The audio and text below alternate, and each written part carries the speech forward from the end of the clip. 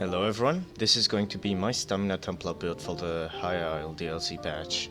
There have been a few changes this patch to magic and stamina builds to where your abilities scale off your highest resource, as most of you know. This induces a lot of changes for this class and changes the way the best in slot setup is supposed to be played. Alright, let's get right into it. For the sets, we are using Mechanical Acuity front bar.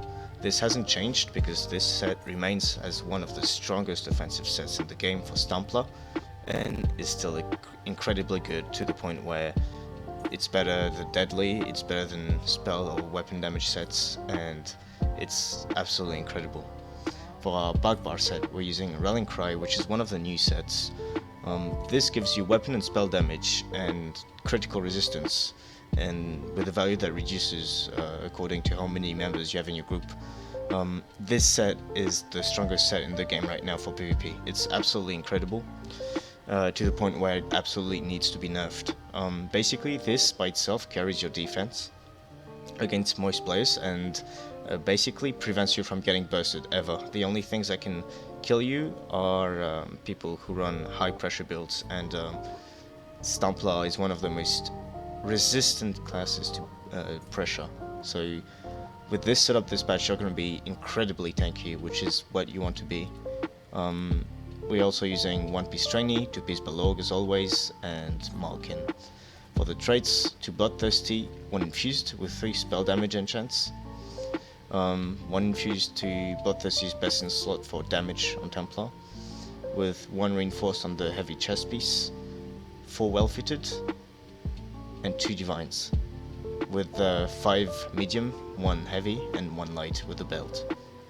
For the weapons, you want to run defending on your one-handed weapon, sturdy on your shield, and sharpened on your main hand, with increased weapon spell damage enchant and escapist poisons.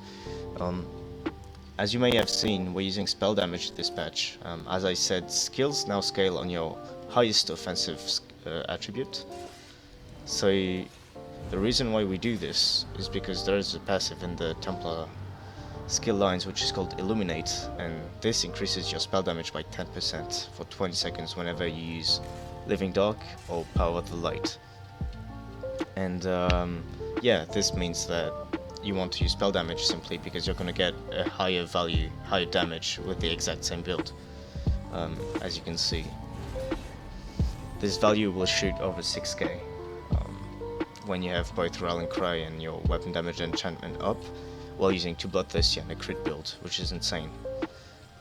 For the Mundus, we're using Serpent because dropping Wretched has made our Templar be extremely difficult to sustain on, which means you're going to have this extra bit of sustain, which is why we're using Divines as well, to the point where we can basically play. And this change to sustain has also forced us to go Sword and Board, since it's a lot easier to sustain on this, since you have passives such as Fortress, which reduces the cost of blood by 36%, which just makes it a lot easier to sustain on Sword and Shield rather than bow and rolling around.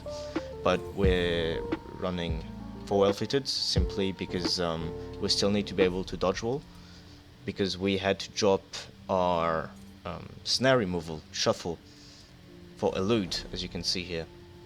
And this brings me to the skills, so Puddle, Jabs, Toppling, Elude, Rally, Crescent, Caltrops, Rune, Living Dog, Vigor, Cleanse, and Sword and Shield ulti.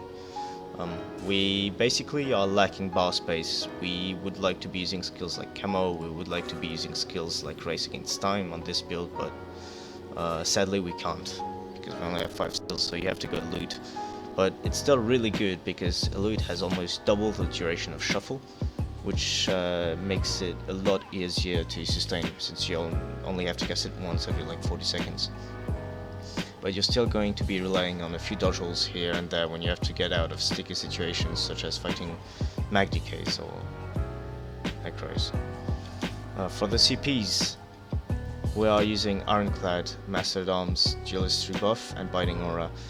You could argue that you don't need Duelist rebuff this patch because of Rallying Cry, and you could go Fighting Finesse, especially since we're using Mechanical Acuity, but this patch is riddled with mag decays and classes that are very difficult to deal with single target, which is why I prefer to run duelist buff and be able to fight larger groups.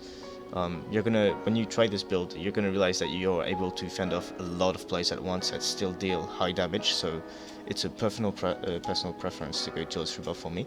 But if you really want to have a lot of damage, you could go fighting finesse and just sacrifice some tankiness for shorter fights. Alright, I'm using Orzhog's mod Bear Haunch simply because since we're not using Wretched anymore, we need the extra Magicka regen. And we're using, of course, Vampire Stage 3, as always. The good thing about Orzhog's is that since we're using tripods, we still have 1k2 recovery, and the red CPs that we're using, Sustained by Suffering, is going to increase that by 150 more, which makes your Magicka manageable, as long as you don't spam it too much. For the other red CPs, we're using Pan's Refuge, Relentlessness, and Survival Instincts purely for sustain and tankiness. We don't use Celerity on this, simply because this build, compared to last patch, is going to be more of a house build where you don't need to run to places. You're going to be very resistant to damage, and you're going to be able to deal a lot at the same time. So what you want to do is basically dodge roll a lot less and be sitting in block a lot more, where you're going to be able to go behind line of sight and burst people with high bursts, like Crescent, Puddle, Jazz, etc. Alright, that's pretty much it for the build. If you have any question, you can ask them in the comments and I'll be glad to discuss or have an argument with you guys. Alright, thanks for watching and see you later.